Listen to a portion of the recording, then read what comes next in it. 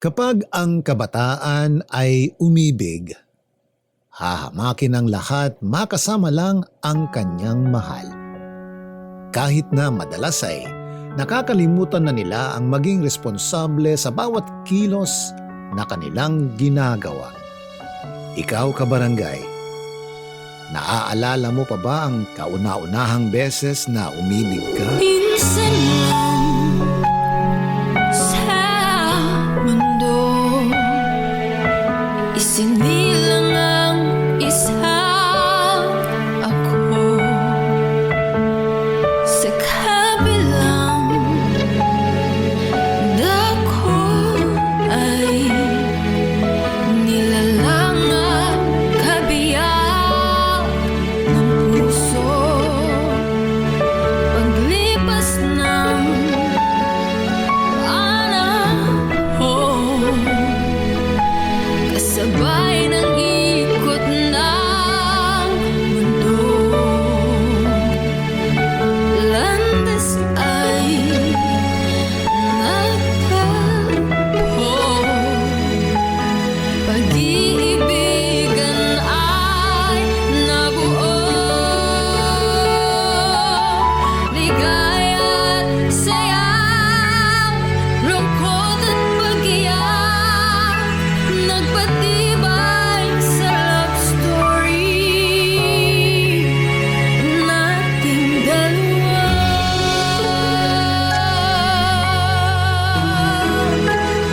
Ating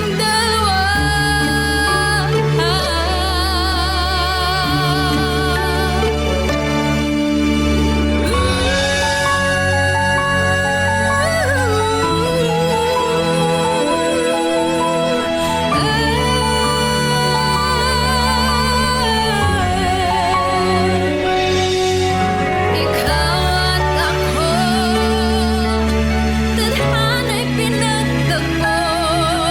Hindi man perpekto, pag-ibigan ay paglalaban.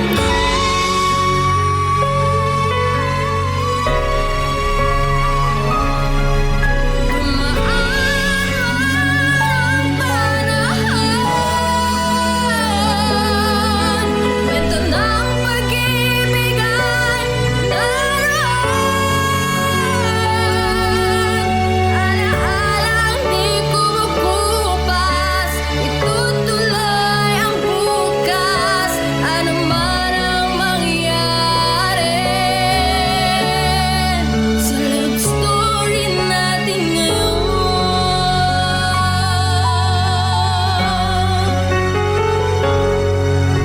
ligaya at saya, lungkot at pag-iyak, nagpatibay sa love story nating dalawa.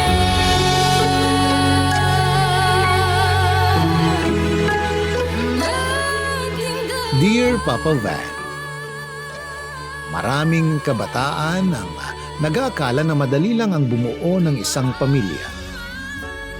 Naniniwala kasi tayo noon na ang pinakamahalaga sa lahat ay kasama natin ang taong mahal natin kahit pa naghihirap na tayo sa buhay. Kahit ang totoo, hindi naman tayo napapakain ng pagmamahal lamang. Ang tangi lang nitong may tutulong sa atin ay ang patatagin tayo kasama ang taong mahal natin. Ako si Norbert, 28 years old. Isang bus driver at nakatira rito sa Malate. Matagal ko nang naririnig ang inyong programang Barangay Love Stories sa asawa ko. Siya talaga ang fan na fan ninyo. Siya rin ang nangulit sa akin na gumawa ng sulat na to para may padala sa inyo. Mas magaling daw kasi akong magkwento kesa sa kanya. Mas malinaw at detalyado ako magsulat kaya naman pumayag na akong mag-share ng kwento naming dalawa. Nasa third year high school na ako nang maging magkarelasyon kami ni Erica. Hindi pa yun legal sa pamilya niya dahil mahigpit ang mama niya. Single parent kasi ito at panganay sa 5 magkakapatid.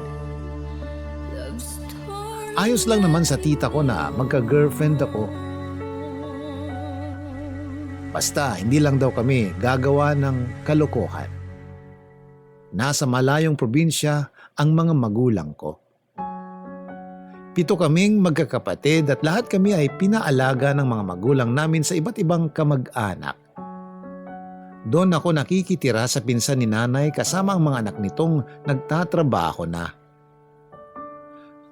Sa totoo lang ay hindi madali ang makitira sa bahay ng isang kamag-anak, lalo na pagdating sa pagkain at mga gastusin.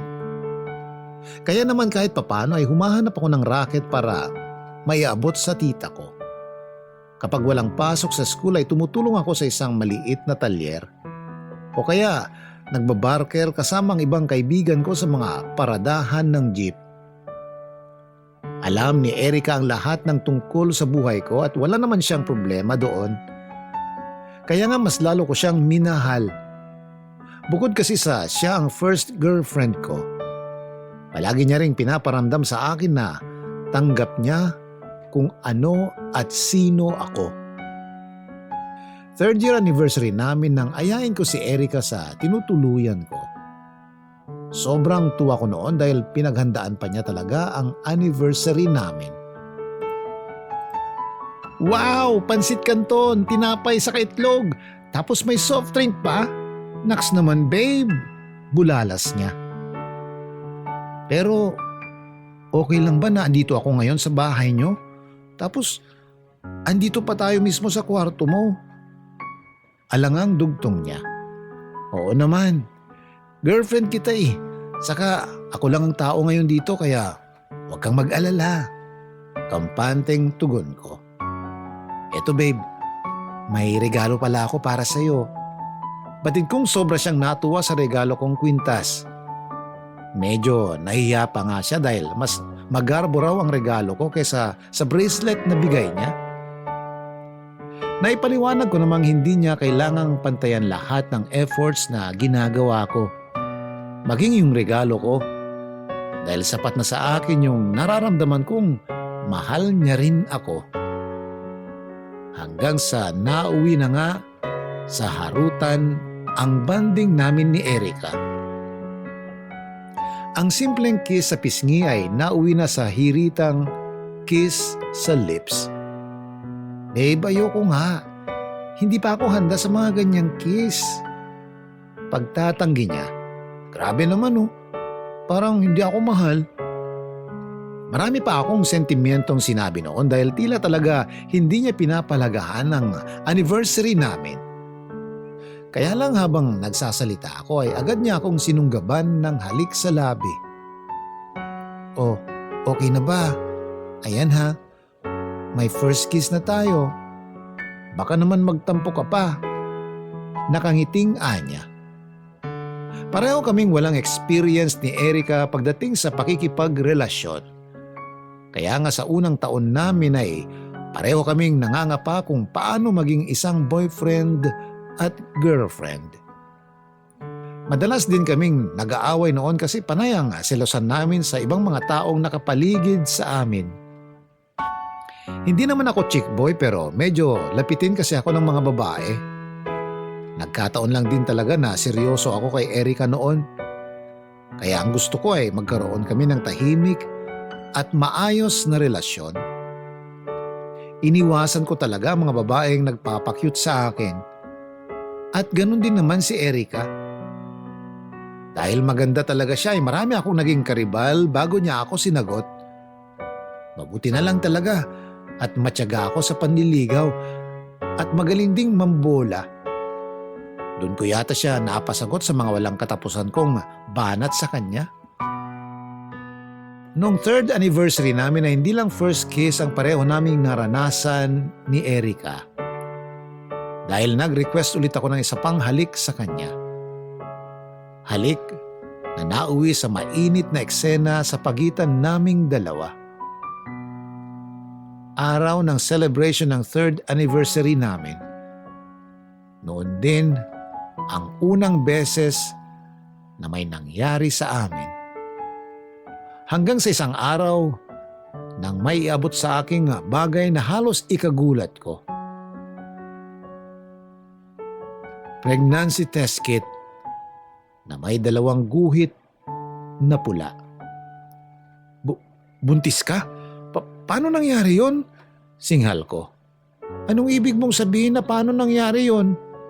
Norbert, huwag mong sabihin na nakalimutan mo na ang ginawa natin. Wala pang 2 buwan ang nakakalipas. Anya.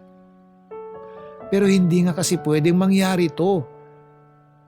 Isang beses nga lang natin ginawa yon. 1, 2 o kahit 10 beses pa, Norbert. Posible pa rin na mabuntis ako dahil nag-sex nga tayo. Ikaw naman kasi, ang sabi ko sa'yo, ayoko pa. At di pa ako handa ikaw tong mapilit na gawin natin yun. Tapos ngayon na may mabuo ng bata. Ikaw naman tong may lakas ng loob na magsalita na hindi to pwedeng mangyari. Na hindi ako pwedeng mabuntis. Alam mo, mabuti pa siguro, ipalaglag ko na lang tong nasa tiyan ko para wala na tayong pinagtatalunan ngayon. Hagulgol na ani Erika sa akin. Agad ko siyang inawat sa nais niyang gawin. Hinayaan ko na lang siyang magalit sa akin noong mga sandaling yun. Imbes na iparamdam ko sa kanyang hindi ko siya suportado, sinubukan ko na lang siyang pakalmahin. Sinigurado kong anumang mangyari ay hindi ko siya iiwan. Napananagutan ko ang nangyari sa aming 2, maging ang magiging anak namin. Kaba at takot ang una kong talagang naramdaman nang malaman ko ang tungkol sa pagbubuntis ni Erika. Sigurado naman ako na sa akin ang dinadala niya. Pero hindi lang talaga ako makapaniwala. Marami nga kasi akong mga kaibigan na kaedaran ko o mas bata pa sa akin. Nagkukwento sila ng kanilang karanasan pagdating sa bagay na yon. Marami na raw silang naging girlfriend at lahat ng yon ay nagalaw nila. May nangyari sa kanila pero ni isa sa mga naging ex-girlfriend nila ay wala silang nabuntis. Marami silang naging karanasan pero ni isang beses ay hindi naman sila nakabuo ng bata. Kaya naman nagtaka talaga ako kung bakit sa amin pa talaga ni Erika tumempo na may mabuo kaagad. Oo, pareho kaming walang karanasan noon at sabay na nangangapa sa bawat kilos namin. Hindi nga kami masyadong nasarapan dahil nga pareho naming first time.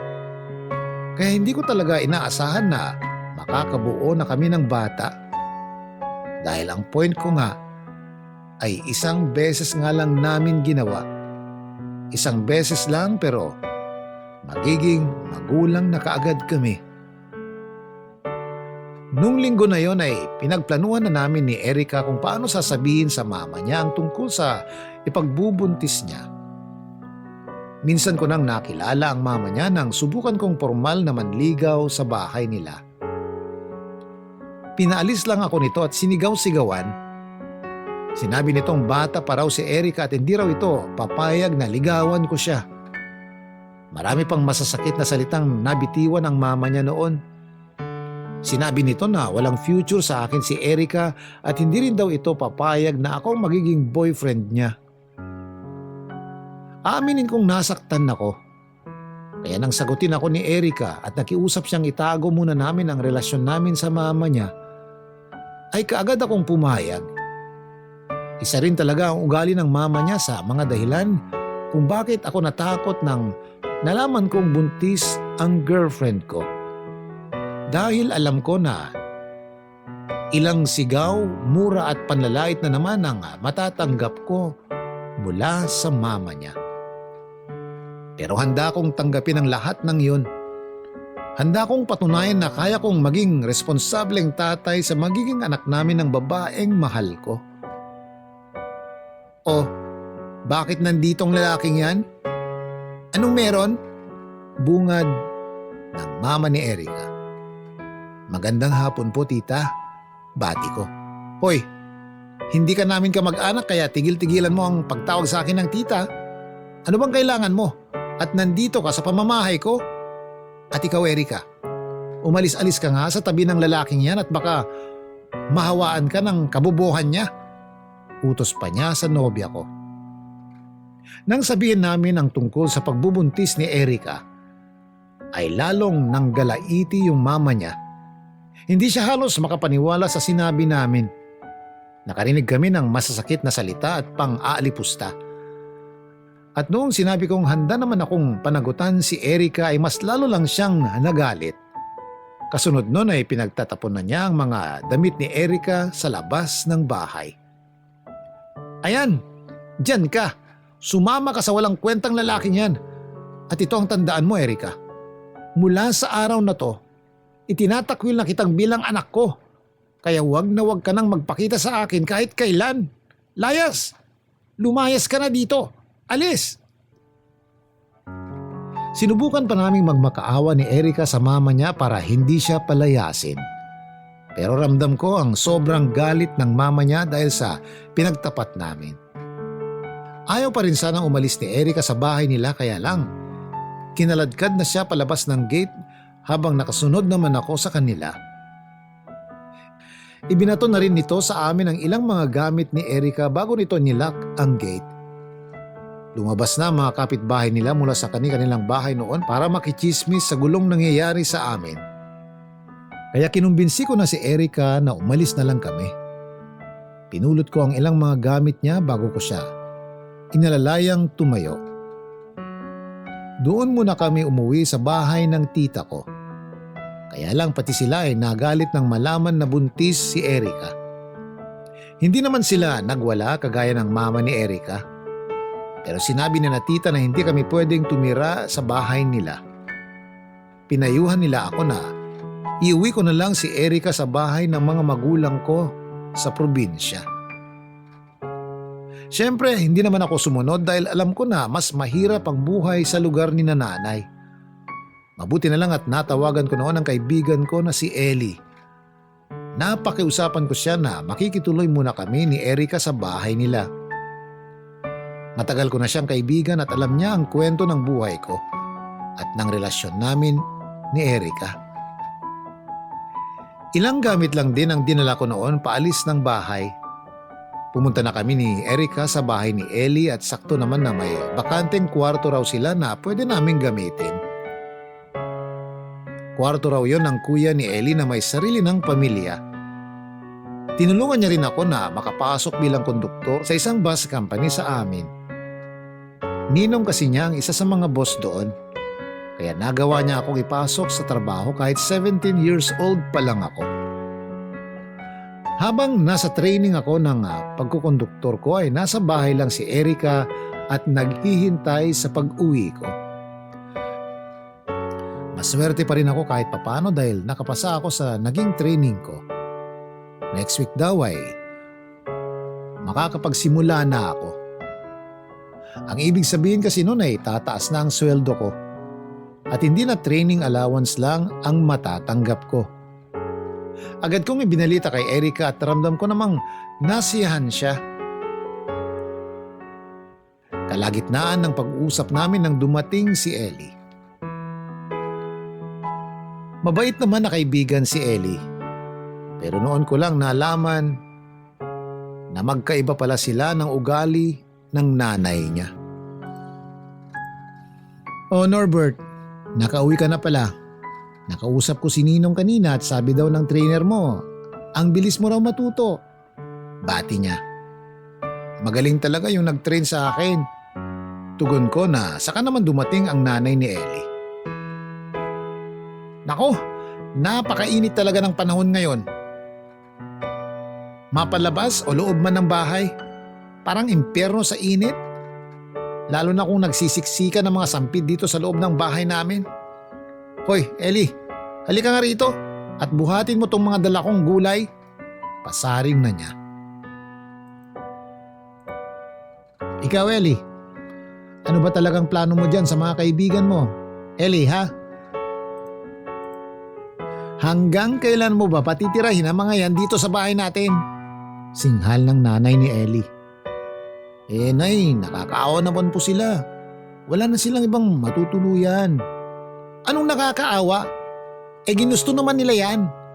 Ginusto nilang gumawa ng kalokohan tapos kapag nagkandaletse-letse na ang mga buhay nila, mandadamay na sila ng buhay ng ibang tao. Naku Eli ha, sinasabi ko sa'yo, kapag hindi talaga ako nakapagtimpi sa mga kaibigan mo na yan, ako nang magpapalayas sa mga yan.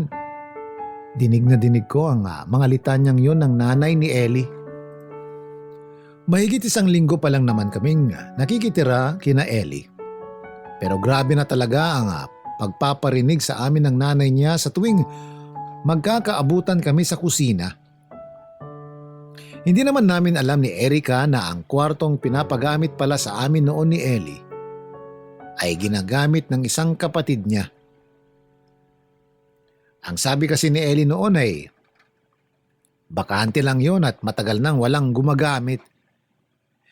Pinalipat niya lang pala ng ibang kwarto ang isang kapatid niya.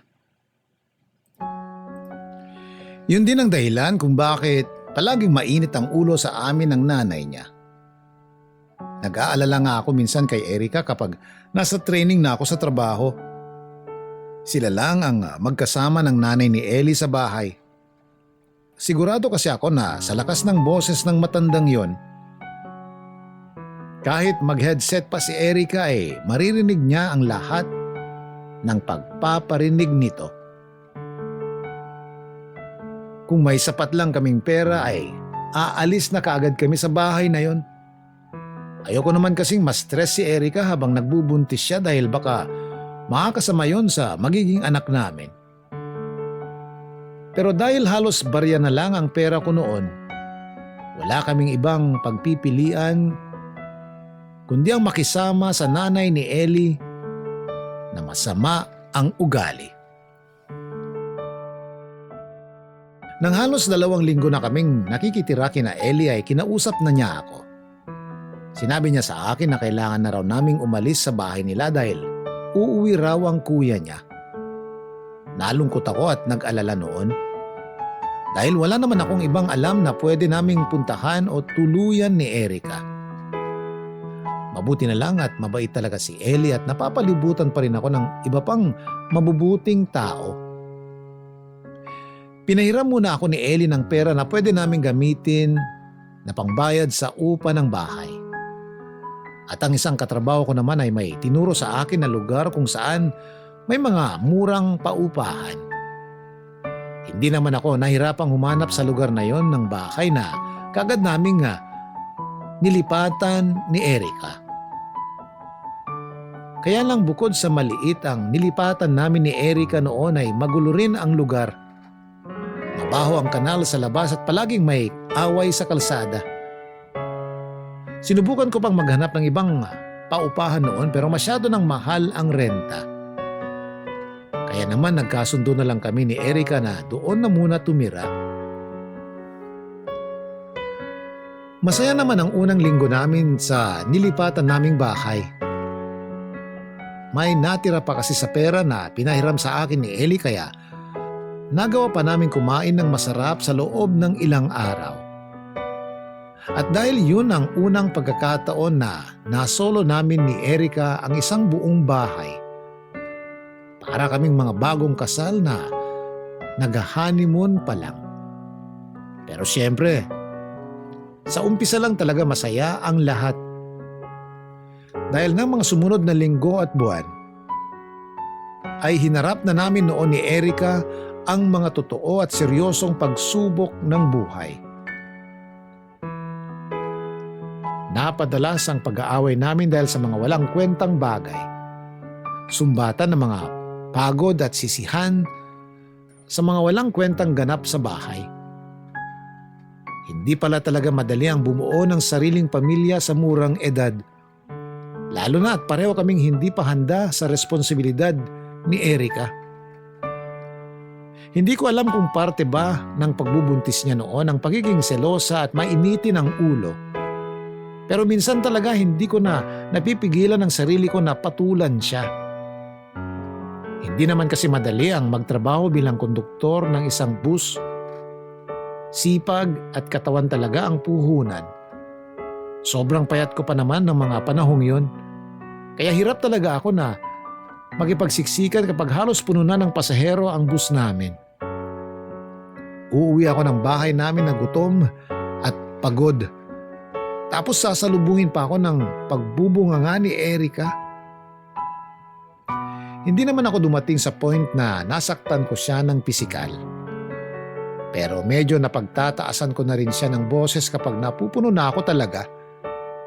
Kaya lang, kaagad din naman akong nagsusorry lalo na kapag nakita kong umiiyak na siya. Natatakot kasi ako na baka mapaano ang baby namin na pinagbubuntis niya. Isa pa, tama naman kasi ang sinasabi ni Erica noon na ako ang dahilan kung bakit maagang nagulo ang buhay niya. Nasa 8 buwan na siya ng pagbubuntis nang bigla siyang duguin. Mabuti na lang at nasa bahay na ako noon at nagawa ko siyang dalhin kaagad sa ospital. Naiyak talaga ako sa labis kong pag-aalala sa kanya kahit sinabi ng doktor noon na maayos na ang lagay ng baby namin. At nang makauwi na kami sa bahay, nangako ako na hindi ko napapatulan ng mga pang-aaway niya sa akin. Ginawa ko ang lahat para mas maging maayos ang relasyon naming dalawa. Kahit nahihirapan na talaga ako ay hindi ko yun pinapakita sa kanya. At nung araw na manganganak si Erica, ay ang isa sa mga araw na sobrang hindi ko makakalimutan sa buong buhay ko. Hindi kasi namin inaasahan ang biglaang pagbisita ng mama ni Erica. Nag-aalala siya noon sa lagay ng mag-ina ko. At nung tawagin niyang apo ang anak namin ay ganun na lang ang saya namin ni Erica.